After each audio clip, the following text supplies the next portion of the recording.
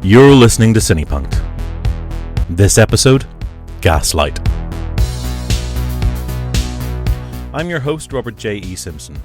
This episode features a recording of one of our live panel discussions held after a screening of the 1940 Thorold Dickinson film version of Gaslight, known in the United States as Angel Street, itself based on the 1938 play by Patrick Hamilton. Now, Hamilton's story is a Victorian thriller in which the lady of the house is led to question her own state of mind by a controlling husband. The chilling British adaptation of 1940 isn't as well known as the American adaptation of 1944, which features Ingrid Bergman and Angela Lansbury among the cast, but together they helped cement the term in the popular consciousness. In 2018, the Oxford Dictionary has gaslight as one of their words of the year, alongside Me Too and fake news, used both in terms of domestic and the political spheres. Often misunderstood, to gaslight is to manipulate someone by psychological means into doubting their own sanity. Our conversation took the film as a starting point, and the conversation begins with a discussion about the relationships within the film before moving into global politics. Yes, this episode does include a Trump discussion and the realities of gaslight and domestic abuse. Fair warning to listeners, this episode at times is a difficult listen. We felt that it was too important, and so we have left the bulk of the episode as recorded, with edits simply for clarity. Because it's a live recording, the audio levels do vary somewhat. If you are affected by any of the issues raised, please do speak to someone. There are people and organisations willing to help. I was joined by my CinePunked colleague, Dr. Rachel Kelly, and returning to the fold is writer, activist and member of the Belfast Feminist Network, Liz Nelson. Ben Simpson was in the control booth and recorded the sound. As we commence, I'm just setting up the scene for the audience. Now, this is basically a follow-up to a discussion we had last year for the Belfast Film Festival based around Me Too and Time's Up. So that's kind of where the gaslighting thing comes into it. We are going to talk a bit about the film. We're also going to talk a bit about real-life gaslighting experiences and sort of what that's like. Potentially, it's a sensitive area. So for those of you who've been following the news recently, there may be some things that come up. Because we're recording this for legal reasons, I'm going to prefix this with we may have to be very clear and stop the recording at some point or sort of clarify things before we can continue with it, because a lot of the things that are being said in the press, owing to libel laws, etc., are alleged. We can't prove them at this point, so I have to be very, very clear about that one. And if you happen to be involved and you want to talk about your own personal experiences, if that's something that someone feels moved to do, just be very clear about that one as well, that there are certain legal boundaries that we have to follow. So it's best off that you don't name names, but by all means, if anyone feels that way. We've also got some support materials just over on the table in the back. There's some leaflets for some organisations who can help out if anyone is affected by any of the issues that come up today, either through the film or through the discussion. All good with that? Sorry for the long preamble, but for legal reasons, we kind of have to do it. Where should we start with this one? Gaslight. Gaslight, yeah. As a film. So did you understand where the concept came from before? Yeah, no, I've been familiar with the term for quite some... I mean, it's actually a term that is a lot older than people necessarily think. Obviously, it was one of 2018's words of the year. But it goes back, I think the earliest recorded use of it in print is in the early 1960s. And it's a direct reference to the play that this 1940 film is based upon, and it's being used in that very same sense, that sense of deliberately trying to cause somebody to question their own reality for your own ends, not necessarily in a romantic context. I think that's something that it tends to come out around about the same sort of time, but it's clear that this is a term that's starting to gain cultural currency a lot further back than it's been a buzzword. Well, the play's 1938, so Patrick Hamilton wrote this. He also wrote Rope, which some of you may know, the Hitchcock film. Yeah. I first discovered this through Rope. Which I adore as a film, and then I adore as a play. That's just amazing. Came to Gaslight, which was something, as a teenager finding this, it's just like, ooh, there's another one, great. But the play comes, then it gets released in the States as Angel Street. So talking to some American friends this week, they know it as Angel Street, didn't have a clue what it was as this.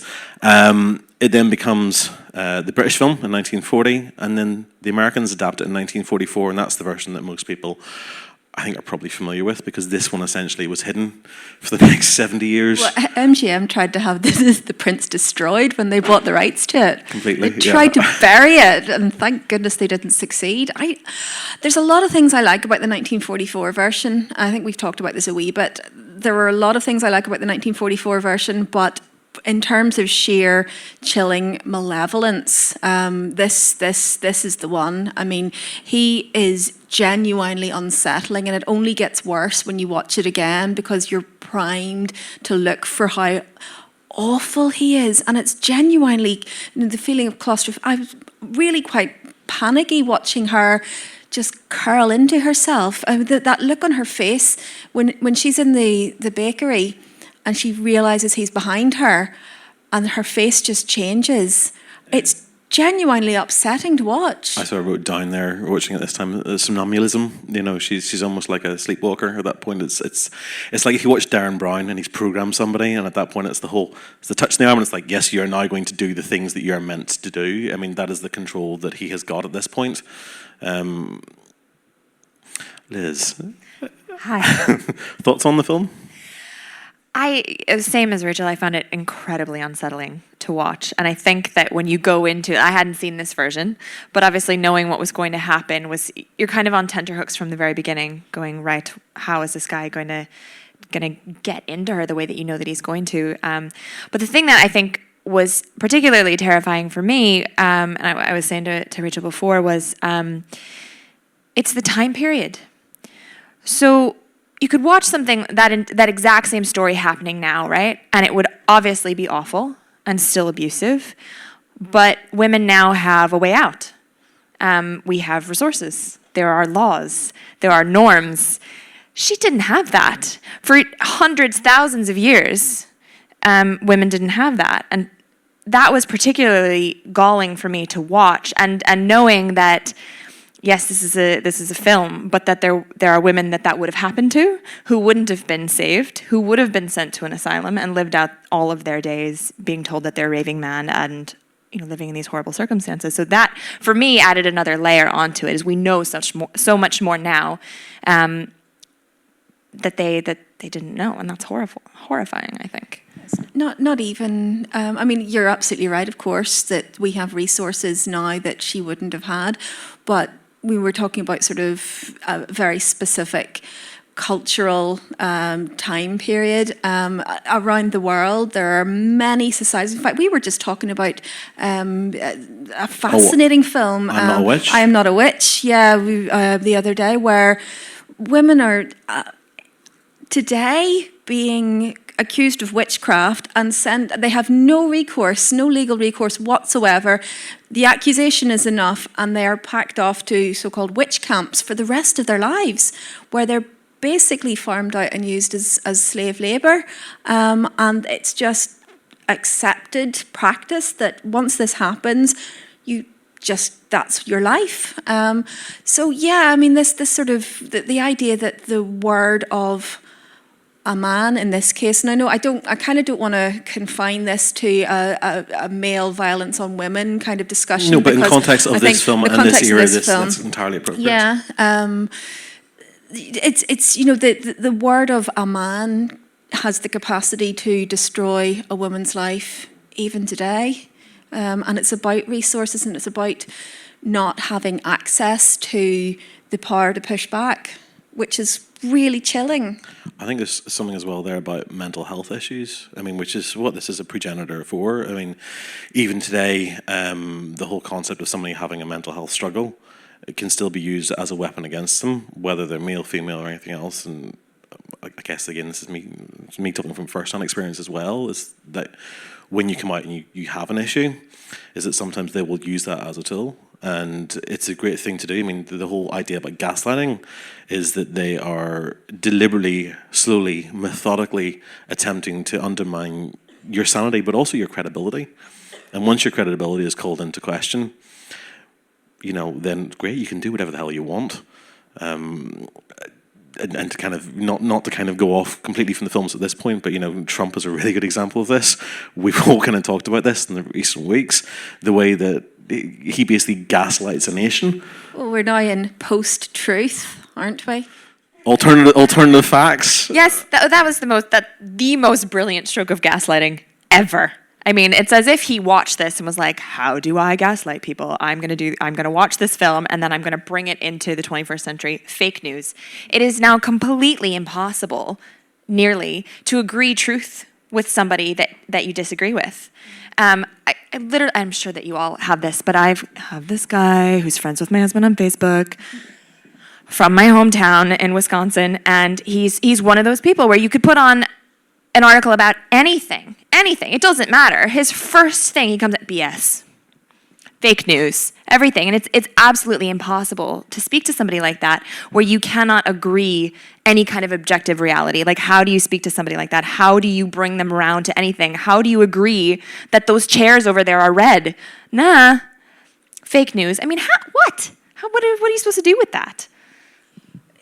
There is no counter to that. Sorry, I know that's like, how do I fix this? It's just that shuts down debate. I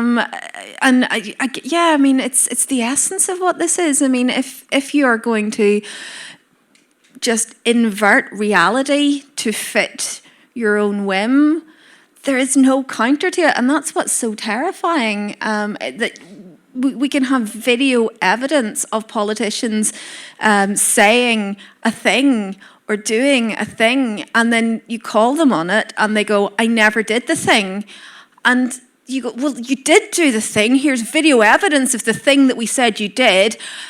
News media is so biased. There's no impartiality anymore. You guys are just out to get me. And it's exactly what he does in this film. That sort of, you turn it around and you make it the other person's fault. When she calls him on, "Why didn't you let me see my cousin?" The first thing is, "Well, why did you write to him? I told you not to." That's not answering the question. That's not addressing the wrongdoing in any way, shape, or form. It's classic abusive behaviour, turning it around, and it's immediately your fault. And that's what's happening with the news, with people in the position to actually control the message, turning it around and going, "You guys, it's your fault. You're so biased. You never report impartially." Well, see, this is where you got the power of actually being able to craft your own evidence as well, which, in a gaslighting context, you can do. Now, we were talking before this about Gone Girl, which I know isn't strictly a gaslighting film, but it ties in with this stuff. And one of the things that she does is, she crafts an entirely fictionalized account about what's going on in order to undermine the credibility of her husband.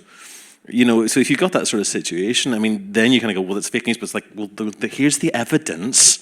And I think partly our inclination in that sort of context is to believe, you either believe the evidence is there, or there's also this temptation now to sort of say, well, anytime it's a woman making an accusation, let's believe that automatically. Not to get into a sexist element of it, but that is sort of the danger that we fall into as well, is that the credibility and where it lies and how you believe that, it's an odd. Yeah, I have lots of issues with Gone Girl. Lots and lots of issues. My primary one being that it's one of the key strategies used to silence victims of domestic abuse is, what if they were making it up all along? I really have a lot of issues with Gone Girl. I think it's really important to talk about it in terms of the female partner perpetuating the abuse on the male partner, certainly, but I think that's a really bad example. No, but in terms of crafting evidence, it's good. Yeah. A better example is The Girl on the Train. In terms of contemporary films. Anyone seen that? Yeah, okay. Who hasn't seen it? Who hasn't seen it and wants to see it before I spoil any of it? No, let's not spoil it because it's too good. You really need to see it and read it as well. I finished that book literally in one night. Now, it was a very long, sleepless night because I managed to pick the worst hotel in Dublin to stay in for a conference down there. And literally there were people whooping and screaming in the halls the entire night. So I was really glad to have this book because it was fantastic and you should definitely read it. Sorry. I'm not getting any commission for it, I promise. Yeah, you have an issue with stories. One of the things that there's a trend at the moment within some of these films and some of the novels that are coming about unreliable narrators. And essentially that's what you're doing. You're undermining the credibility of anyone's story, anyone's truth. And that's where gaslighting works. at its best. I mean, human beings are fundamentally unreliable witnesses anyway. That's why gaslighting works. I don't really have anywhere I'm going with this. I'm going to stop. So in terms of film, there is a history of this sort of behaviour on screen as well. It goes beyond, I mean, we sort of think Gaslight 2, Back for More, and then there was nothing. You weren't crazy enough the first time. Then they progressed to electricity, the light bulb's faulty, 40 watts. So there is a history of this on screen as well. I used to do a lot of research with Hammer films, and there's a 1948 film called Man in Black, and its entire narrative is about a girl who is basically her father dies, and she's gradually meant to go mad during it. She's being deliberately kind of steered into madness. And that's a plot line that kind of continues being used throughout the 50s and 60s. Clouseau's De Diabolique in 1955 basically sets us up this idea of getting a woman that's send her insane, that's try and get something off her, usually property, because let's be honest, at this point, we still think men are the ones that are meant to have everything. So like in this, it's her money that gets him things. And it's to undermine that, take that stuff back. And then Hammer in particular basically did a whole series of what they called women in peril films. So basically, you got your female protagonist, and she is basically sent to the madhouse through whatever systematic scheme. And that was kind of that's the whole draw of the films. Is that kind of? There's the woman in white, of course, as well. There is, yeah. Yes, yeah. That's the whole. Never made any sense to me. Anybody not know the plot of the Woman in White? Why didn't he just kill her? I get that there's no story if he did, but why didn't he just, that would have been so much simpler. Anyway. There's a lot of Hitchcock films as well play on this sort of gradual madness. If you think about Joan Fontaine and Rebecca, you're kind of gradually losing the will to do anything and questioning your own sense of perception. Vertigo? Vertigo, yeah, absolutely. It's false memories that are implanted, the false perceptions of what's actually going on, and a whole other thing. What's nice about this is that we see what's going on right from the start. Yeah, I think it's interesting. It's one of the things that I kind of slightly like better about 1944, is that it's left that bit more ambiguous. So we're genuinely with Ingrid Bergman, where she doesn't really understand what's going on, and because we sort of know what's going on, we all know what he's doing. We're sort of going, no, Ingrid Bergman, you're not actually crazy. But watching it the first time, it's possible to watch it and go, hang on, is she losing her mind? I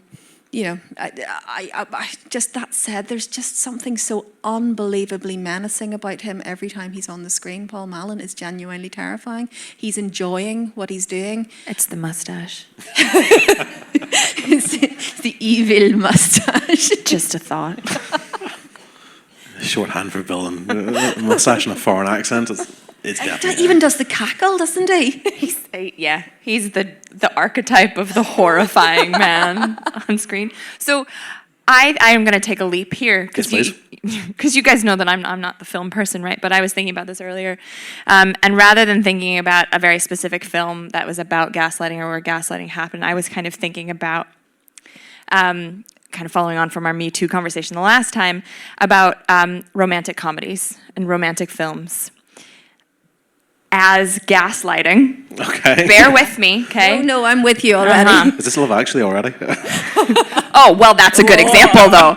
Romantic comedies over decades as gaslighting of generations, several generations of women into thinking that certain things that play out on screen are what romance look like.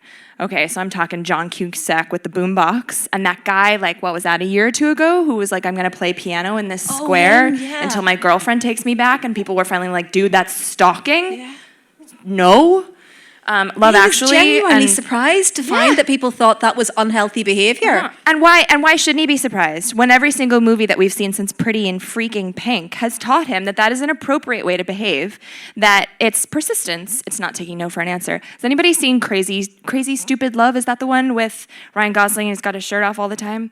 Don't ask me why, that's how I remember that film. That doesn't narrow it down. Doesn't matter, that's not important, actually. But I loved that movie the first time I watched it, right? And I rewatched it recently, and I was utterly horrified the storyline about the babysitter lusting after, sorry, my spoiler alert, lusting after the father, and then so it's the father's then son who is taking this as inspiration. So, right, I'm explaining this badly. Okay, so you've got the father and the son, and in between is the babysitter, and the babysitter wants the father, and the son wants the babysitter. Now, the babysitter's a good 10 years older than this guy. I mean, he's maybe 12, I don't know, 13. And he takes this trope of not taking no for an answer to pretty disgusting levels, to the point where at the end, in some sort of swing round of, the babysitter saying, no, like, dude, you're 12, and I'm 17, and this is gross. At the end, she takes a picture that she took of herself for the father, which that's a whole different story, and gives it to this guy as like, oh, you were so cute. You didn't stop bothering me and asking me out and humiliating me in front of my entire school. So obviously that means that you love me and we're meant to be together. So when you're old enough, let's hook up. What? Am I allowed to swear? Yes, of course. What the fuck? Like recent, I don't know, 2000.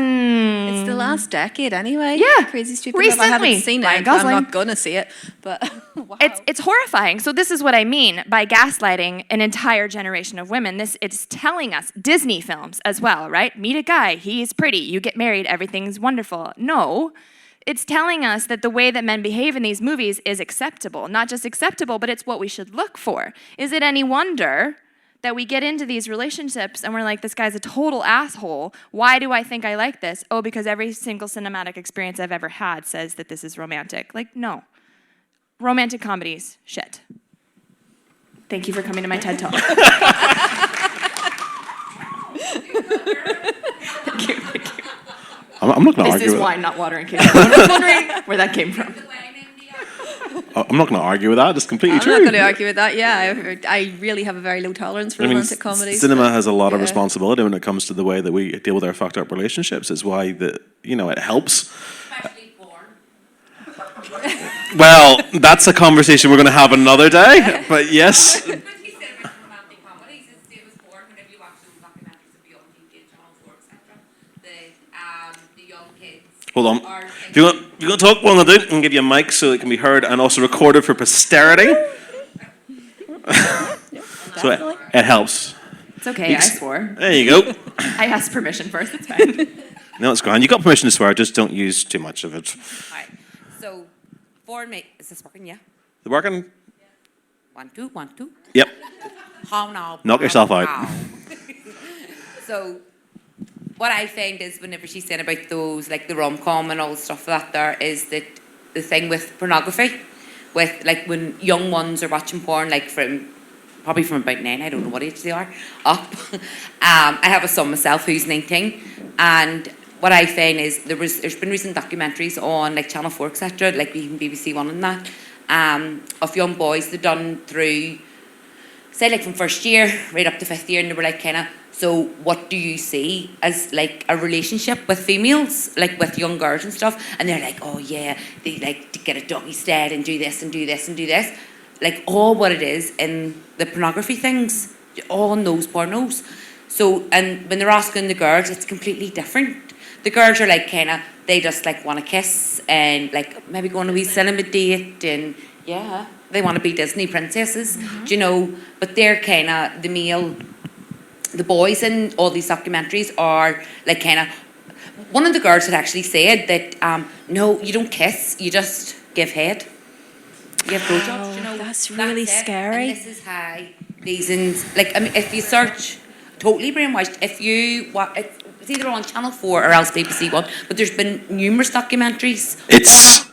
I think it's a good example, and it's definitely stuff that we're looking at. What I would say is that I think it falls just slightly maybe outside the realms of what we want to cover, and we have got an event coming up on this topic. We do, yes. So I don't want to kind of spoil all our conversation for that one either. Yeah. So come to that one. It's a surprise, sir. But he's been watching porn from his name. But it like it's Related point, absolutely. Yeah, in terms I of agree. what film tells us is normal. So with something like this, it's quite obvious from the off that this guy, crazy mustache man, is as a bad guy, and that bad things are going to happen. But when we use films, I think, and I'm not the film person, but I watched an awful lot of them. I was going to be a movie star when I was growing up. That went well. When we use films as our basis for what things should be, what we want things to be, what we aspire to, when they create situations that are not just fantastical, because that's why in a large part, I think, why we watch cinema, because it's escapism, and it's interesting and it's entertaining. But when they're playing the role of telling you what you should be looking for, what you should be wanting, then they have a lot more of a responsibility. So in a way, Gaslight has done a very important service, I think, because it's given us a metaphor, in a sense, to describe these kinds of abusive relationships. But in a lot of these films that come to mind to me when I'm thinking about these issues, they're not presented that way. They're presented in, not only is this normal, but you should want this because that guy's so pretty and he has his shirt off all the time. I think part of, I completely agree with what you're saying, and I completely agree with what you're saying as well. It's not just that films are reflecting what we should want, it's that then we feel like we should want it, so that reflects back into what films get made. And just sort of related to what you're saying, and obviously he's going to tell me off if I start talking about porn now, but different conversation. Yeah, related to though is the idea that there's evidence to suggest that porn is getting more violent in response to what people are looking for, and they're looking for it because they're being given it. And that's a really scary idea, and that's normal, that's being normalized, and it's so accessible, that this idea that it's brutal and violent and entirely about what positions you can get your legs into, as I understand it. I don't want to kind of spend too long on kind of the porn stuff, porn? because I think it is. Yes, I think it is a separate discussion, and it's it will related, but yes, I see. Yeah. I know what you mean. In terms of sort of, I think the observation, though, that there is a mask is something I think that cinema is quite good at revealing to us, and particularly with something like this. I mean, his mask is his whole personality. I mean, he's assumed an identity, and acting itself, I suppose, is a mask. It's people pretending to be people, so we shouldn't really be surprised when those people are not the people that they claim to be. That's maybe going a bit deeper than most people look at films, but. So the idea of a mask on screen, I think, is quite a useful tool, and how it's presented and how it's kind of gradually lifted that veil, and that veil of realization, I guess, as well, for her. I think the thing that really strikes me when we're talking about gaslighting, and it was so very evident looking at her character there, is that slow descent of not being able to trust herself. And how damaging that is. And this is where I'm going to bring out my controversial idea that I was talking to you guys before. It's another TED Talk coming, guys. Get ready. There's an increasing school of thought out there, a lot of articles around talking about how we gaslight our children from a very early age. Not necessarily intending to, but saying things like, "Ugh, you're not really scared. That's not worth being upset over. You're not really hurt. You're being such a drama queen. Would you just cut it out?" And you can tell that I've never been told that before in my life. But that, I think, is often a mainstream part of parenting when we're trying to, calm somebody down who's having a meltdown in aisle 3 over crackers that aren't quite big enough. Again, not a personal story. And it seems like a really easy go-to to be like, no, you're not, that's not worth getting upset over. Like earlier today, my coat brushed my daughter's face, and you'd have thought that I died because she just completely lost it. And there's part of me that wants to go, oh my God, could you just calm down? This is not a big deal. You do not need to worry about this. But I stopped myself because I got told that a lot as a kid, that I was a drama queen, that I was overreacting, that wasn't worth getting upset over. And what that does over time is tell you that that what you feel, what you perceive a situation to be, isn't the way that it is. And that can be not only damaging emotionally, but it lays the groundwork, I think you said this, I'm stealing this, lays the groundwork for other people to do that to you later in life. Because, well, I am a bit traumatic. I do overreact to things. So I guess I'm overreacting here. He must not have meant it that way. It must be something else. it's really damaging, and we do it from such a young age. Why are you so sensitive? Why are you being so sensitive? You always misinterpret things. Yeah. Don't cry. That's going to make me feel bad if you're crying. Yeah. Don't make me feel bad. I'm getting flashbacks, so this is not as comfortable. I laugh, but it's true. We program our children, and we program through the stuff that we say to them. We program through the stuff that we sit them in front of the television for. I think Ben at the back will probably shout at you if you stick his kids down in front of Peppa Pig. All right? You're programming them wrong, Ben. Stop it. Peppa is a horrible brat. But we do this, and so then you're more likely, if that's the way you've been taught to if you find yourself in a relationship with somebody who uses that language, again, to control you and question your own kind of judgment and morals and sense and everything else, and it is completely damaging. Absolutely. Before we open this up to the floor, do you want to talk about the political side of things a little bit? Just like a little bit. Yeah, bring the American on, ask her about Trump. It's fine. Yeah, no, this guy that nobody's heard of. He's basically a Cheeto in a suit. You can strike that out for legal reasons. It's fine. I don't think that's particularly contentious at this point. Good. I'm glad. I'm hoping the room can agree upon that. Otherwise, I'm in the wrong place. But you may tweet about us. We'll get 100 more listeners. It's fine. Yes. So first, talking about Trump, I just want to plug that I have nothing to do with this, but if you guys are interested in both Trump, God help you, and the concept of gaslighting as a political term, you should check out a podcast called Gaslit Nation with two journalists called Sarah Kendzior and Andrea Chalupa, and they have been breaking down what's happened in my utter shit show of a country since, well, they really start back in 2015 because they've been telling us that this was going to happen for years. But they break down how Trump and his entire administration basically are gaslighting, not just the entire country, but the world. Things like fake news that we talked about, but just the lie upon lie, the deception, that things that they don't even bother to prove, that they don't even need to. It's just the audacity of the lie, I think was a phrase that they use. And it leads you to a place where you don't know what to believe anymore, and you don't know what's coming down the pipeline, and you're just constantly in the brace position, and it's horrifying. It's writ large, and it's very triggering, I think, for a lot of people who have been through gaslighting on a personal, intimate level to be seeing it happen writ large. I think in some ways it's almost inevitable, and I'm going to sound so massively authoritarian by saying this. It's an almost inevitable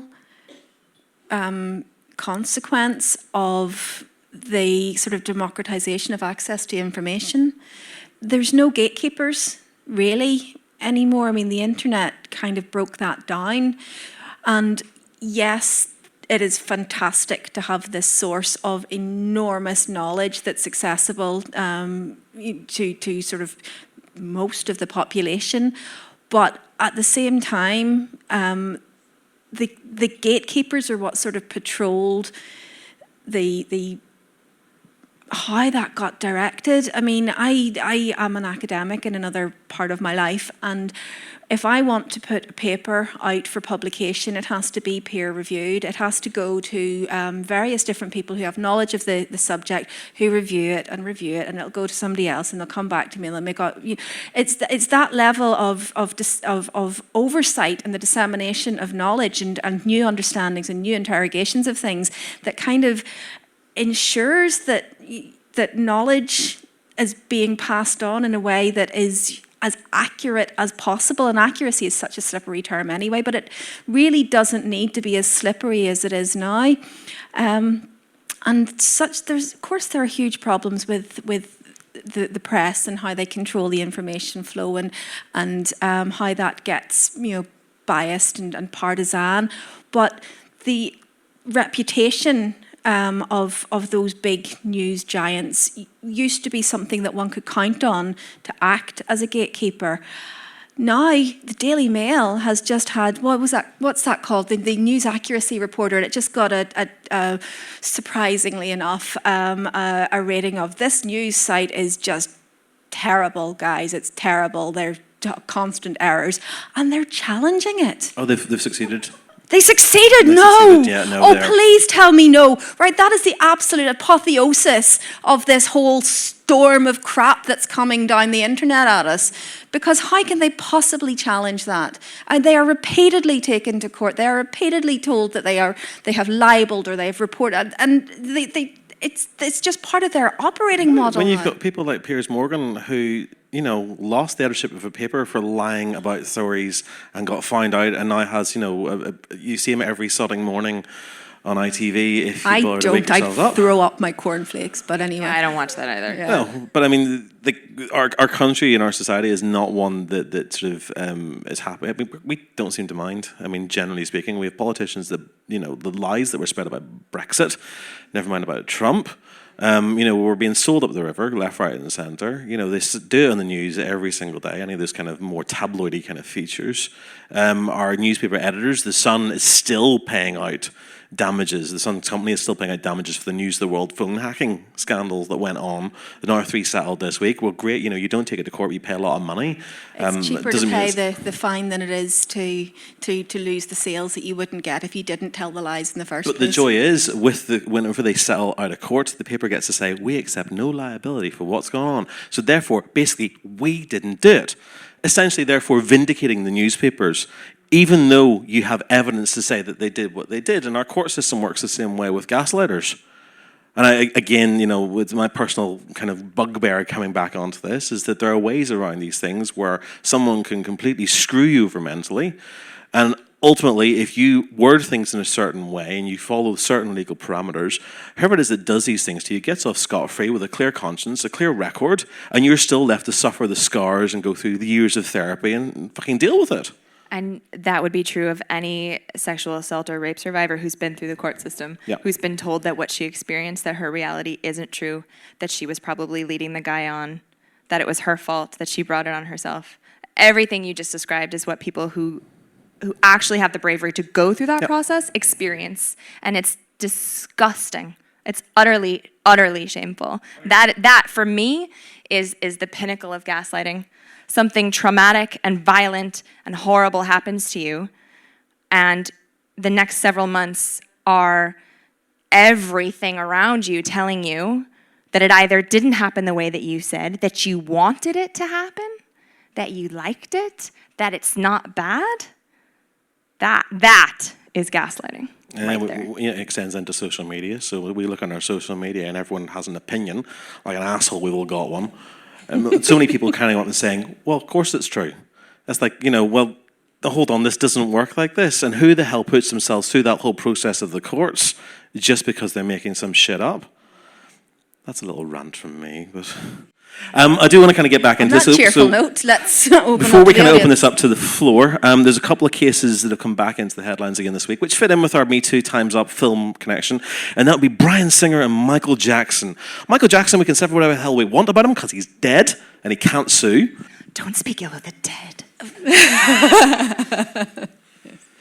Well, I think he's fairly well established that he was a child molester, but we've known about that since, the 1990s. But again, you obviously have a situation where family and friends are kind of coming out and they're saying, well, no, these aren't true. And these children, which they were at the time, settled and kind of said one thing, and years later they're coming out now. And does anyone know about the documentary that's coming out? No? Yeah. Yes. Okay, so those of you who don't know, there's a new Michael Jackson documentary that includes interviews from two people who previously haven't really talked about the abuse that they claim to have suffered at Michael Jackson's hands as teenagers and young boys. They were previously actually took the stand and gave evidence on Michael Jackson's behalf, again, whenever they were about 13 years of age. And so people have now kind of questioned their credibility, but it was screened, I want to say Sundance, and the feedback at Sundance, it was so bad that they actually had to have counsellors on hand to speak to the audience afterwards, which is something that they... Was that? We're going to ignore that one. Counsellors on hand, which is something they haven't done before. They did it with The Exorcist. They had counsellors on hand to deal with people who are dealing with sexual trauma. That's what I'm asking you. You've just said they did. I'm not sure. I just know that they had them on site. Okay. So whether I'm now fake newsing or not, I'm not entirely sure. My own credibility has been called into question. But it's still a story that's ongoing. Thoughts on that? or the singer allegations, which if you haven't read, there's a really good article in The Atlantic. We've tweeted it from our Twitter account, CinePunked. That's just a difficult read, just as a heads up to anybody that reads it. The Bryan Singer allegations. Read as a textbook in grooming and exploitation and manipulation. And, the thing with that happening in the film industry, obviously, as we've been talking about, is the power and prestige that goes with success in that industry, which just lends itself to people being able to manipulate their position, which it's not that it makes it worse than any other time that it happens. It just, I think, almost makes it easier to cover up, allegedly. Yeah, it's a crime which leaves the victim voiceless, effectively in any situation, but particularly voiceless whenever the accused person has such a megaphone to their mouth where they can just shout you down. Well, there's the point where there's a comment that's made within the allegations where a singer is addressed, and he basically says, well, no one's ever going to believe you, which again is a kind of classic gaslighting abusive technique, is whether you're going to be believed or not, once you're told that no one's going to believe it, you're not going to come forward with whatever it is that you want to come forward with. It is a very difficult read, but I also think it's a very important read. And in terms of sort of stuff we've talked about before, how you then go forward in terms of whether or not you can feel comfortable watching the films, that's not a question entirely. I do want to open this up to the floor. So if anyone has any thoughts or comments or questions on any of the gaslighting issues, whether it be the films or whatever else, I'm going to come around with a roaming mic. Don't speak until you've got the mic in your hands. What's interesting to me watching this again is I watched this movie as a child. I must have been less than 15 years old. And of course, a lot of the subtleties were lost to me then, as they would be, because I was less than 15 years old and pretty innocent. What fascinates me about this is emotional and mental abuse. Yeah. What you don't get is physical and sexual abuse, or you don't overtly get physical and sexual abuse. So she actually asks him at one point, it would be better if you beat me up, which is kind of an interesting one when you get into the abuse mentality. But the other bit that's interesting about it is the sexual side of it, because looking at this as a mature adult, which I would not have thought when I was 12, 13, whatever I was when I watched it first, God, what is it like to get into bed with this guy? But actually, she doesn't get into bed with this guy because she wants children and hungers for children and hungers probably for the love that a child can give her, and then you're given the dog substitute, the King Charles Spaniel, all that hackneyed shit. But whatever, the other thing he's doing to her is he's not actually sexually engaging with her as an adult. And that is actually another form of abuse, which is actually absence of sexual abuse, or absence of sex, or whatever romantic love it is. So for me, it was kind of interesting because I watched it before, but I wouldn't have got all those subtleties. So it's kind of interesting watching it now and thinking, well, what about the other? Because it's very unusual to get emotional, mental abuse purely on its own, but there's a lot of inferred stuff here, which is very interesting. That line where she says, she's basically saying, it would be better if you hit me, is just, I mean, that's one of the most difficult lines in the piece for me, in a piece with a lot of difficult lines, because effectively what she's saying is, I can't quantify this. If you hit me, then I know that it's something that's not right, but I can't quantify what's happening to me at the moment, and I can't put my finger on the fact that it's abusive, and that's fairly classic dynamics within an emotionally abusive relationship like that. It's kind of textbook of how we now understand that type of relationship, and that withholding of affection is also, and the way he's able to flip it as well, when he's being so horribly cruel to her, and all of a sudden, bang, turns on a knife edge, and suddenly it's like he gives her a kiss on the cheek. Would you like to come out with me tonight? And it's all she needs to sort of reattach and to reinvest in him, and he's got her again, and it's just so awful to watch. It's a sort of emotional cycle that goes through. I mean, she says classical abuse technique. You kind of you have the hurt and you have the pain, and then you withdraw everything, and then you kind of give them affection again. So it's it's the love and hate, and you kind of live for those little bits of love in amongst months and months of hate. But that little bit makes you feel so good compared to the shit that you'll kind of take that. I would say, in terms of the whole sexual side of things, I think they are having a sexual relationship, because she does say, whenever she's told that they're not married, we've been living together as husband and wife. And in the context of the era that film is set, I read that as we are living together as husband and wife. They have been, though. It sounds to me as though he has been withholding for a while. Ever since they moved to the house. Yeah. Can I just point out as well that, so it's not just the abuse and him turning around and doing something lovely to get her to reattach, but the part that I thought was very insidious, and I think is very particular to gaslighting, this kind of emotional abuse, is him turning around and going, no, you're the one who's torturing me. You're making my life miserable here. You're humiliating me. So not only is he abusing her and torturing her, but he's saying, no, but that's what you're doing to me. It's as if, it's somebody gaslighting somebody and going, but you're gaslighting me. It's mirroring, is what it is. Yeah, You kind of throw everything up at whatever you're given, you just send it back, and where do you go from that? It's very, very difficult to kind of get out of that situation, as you said. With your alternate truth. Yes. What do you think? I don't know. There's a couple of people. Yes, so there's 1, 2, 3. I'm going to go to. Let's see. I'm going to give you first, then you, madam, and then you, sir. Okay. Hi, I'm first-time viewer of that, and I was familiar with the themes in it and the sort of lineage of the word and everything, almost going backwards from the modern use of it. And this is probably one of the most unsettling films I've ever seen. I was just curious. I've gone through something similar myself, not in that sense, but in the loss of credibility sense. I was very ill, was hospitalized, had a sort of dispute with someone, let's say, and for months, said person was saying a lot of things about me to friends, acquaintances, etc. Which I had to subsequently come out, and it's sort of like, oh, everyone thinks I'm crazy now, and you're walking on complete eggshells the whole time. The actual question I was going to ask was, I think looking back through a sort of modern lens and sensibility at that, you get the impression very much it is domestic abuse, you could say gender politics, all sorts of things. I was wondering, was that the intention at the time, or was it sort of a mechanism to sort of frame a villain in the same way that, okay, so it's a crude analogy, but, you don't really say that Norman Bates is a sort of study about a bad parent, So I was wondering if you think it was sort of something we're reading back, or was it actually in the intent of the writer at the time to sort of put those themes in?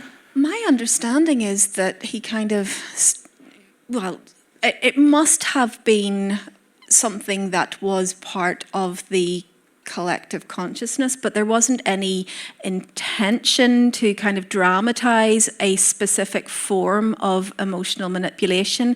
It was a device that he wanted to use to tell the story. I mean, the stage play that it's based on, there's actually relatively little of the actual gaslighting that's in there. The focus is very much on the crime. It's Jack Manningham in the original play that Jack Manningham has committed. So and Inspector Ruff, his focus is very much on getting to the bottom of the crime. So it's like a little sort of snippet out of what it becomes in the overall film. So to my understanding, and Robert, you can correct me if I'm wrong here, because I know you have a sort of a better historical knowledge of this, but they sort of happened upon defining a particular type of abuse that hadn't necessarily been defined. It's an old one. I mean, it fits in with other stuff that's going on. I mean, essentially, she's a heroine trapped in a castle, and you've got a hero who comes along and saves the day. I mean, that's a trope as old as time. It's Maid Marian, if you think about that, and the Sheriff of Nottingham, essentially. So I don't think it's anything necessarily particularly original, but I do think that maybe he was someone who has a bit more of a social conscience. And there are writers who are working, and they are making us very aware about the behaviour that's geared towards women and how unacceptable it is. And Hitchcock is actually a really good example of this. His women are tortured, and we're certainly not left to think that, yeah, it's a good idea to torture these women. We're left to kind of feel sympathy and empathy for them, and to appreciate their plight. So I don't know. necessarily know for sure. We haven't got a lot of time, so I want to make sure we cram in these other couple as well. So if you just want to pass the mic forward to the lady in front of you. Yep. And then I'm going to get it off her and take it to the back. Just picking up on what this lady back here said about there being no sexual or physical abuse, I would argue that there is sexual and physical abuse in that he's in charge of her body and he tells her where she can be and he tells her to go to her room and she gets locked in there and she's not allowed to go out. To me, that would be physical abuse. And if I married someone on the pretense that they were this person and I had sex with them and then I found out that they had lied and they were a completely different person, I would consider that as sexual abuse. So I do think that those abuses are also in the film as well. And that's interesting, though, as well, because a lot of the things that you point out in terms of him telling her where she can go and what she can do and who she can speak to. I don't know if you noticed, but at the very beginning, towards the beginning of the film, when they were in the church service and they were coming out, and you hear little bits of people kind of gossiping, who are these people? And there was a woman who said, oh, they're so-and-so, I thought we could call on them. And her husband says, no, that wouldn't be proper for whatever antiquated etiquette, blah, blah, blah, blah, blah. And she goes, no, but, and he said, I said no. And so actually, and I'm not disagreeing with you at all. What I'm trying to do is contextualize it even more to say that actually, in my opinion, a lot of the marriages, the relationships that we see between men and women in that time period, now for a lot of time leading up to then, at their base are abusive because of the power dynamics in which they are constructed. And that's why watching that, as I said before, for me, the time period was just such a slap in the face, because it was realizing that there's nowhere for her to go. Even at the end when she gets out, like as Rachel said, like what's going to happen to her now? She was with another man, she was married, like that's her, she's done, so that it is abusive because marriages were by and large abusive then. Well, her reputation is tarred forever as a result of this, that they are going to gossip. I mean, in the 44 version in particular, the woman who basically is at the start, who kind of wants to go in and visit them, there's a character who basically visits repeatedly, trying to get into the house to kind of see, because she's really curious and she wants to know about the murders and she's fascinated by this. It's really kind of macabre obsession. And that would then become part of that narrative and part of that gossip. There's the woman at number 12, she lives there. She was married to him, and But she wasn't really married to him. Yeah, I mean, that's her reputation done. Yeah. And this is a Victorian thing, but it's also, you kind of see that contrast with the morality of the maid, who really doesn't care. She's quite a progressive, and I think what we would now see is quite a progressive character in some way. She's using her sexuality as her power control. And that's kind of set against the lady of the house. So obviously, we are aware that the morality of the time isn't as black and white as we sometimes like to pigeonhole it in. Sorry, you had your hand up as well. Hi. So initially, you kind of touched on the concept that, say, if this is happening today, there's better mechanisms for someone like her to get out of it. But really, even though in the film there was times where she sort of said, "Oh, you're doing this to me, you're being so awful," but really, from what I could tell, the crux of gaslighting, which comes from the play and the specific films, is that idea of him manipulating her, making her think she's mad, without her knowing that that's what he's doing, without her knowing, I'm trying to make you think you're crazy. Because even you can see in the film, those moments where she said, "This is me, I'm mad, I'm doing this to myself." And I think it's that sort of thing that even if that's in modern day, people can't fight back because they have no idea that's what's being done to them. And even if that was a relationship today, there's no legal mechanisms or social mechanisms to fight back because you don't know they're manipulating you, and the risk of going down the political rabbit hole. But that's again what's happening today, of things like in Brexit and stuff, people been made to think, oh, it's okay to have these views in immigration, you're not being racist because that's what we're making you think, etc., etc. And I think really the essence of gaslighting is to make someone think something, they're mad or they have this opinion, without them knowing that you're making them think that. And I think it really comes down to more so that there than that sort of overt abuse that did occur. Really, that was happening separately. That the abuse that she can recognize is completely separate to the actual gaslighting abuse. Because the gaslighting, as it would be known now, or people think of it, is more to abuse someone without them actually knowing that's what you're doing. And that's sorry. No, go ahead.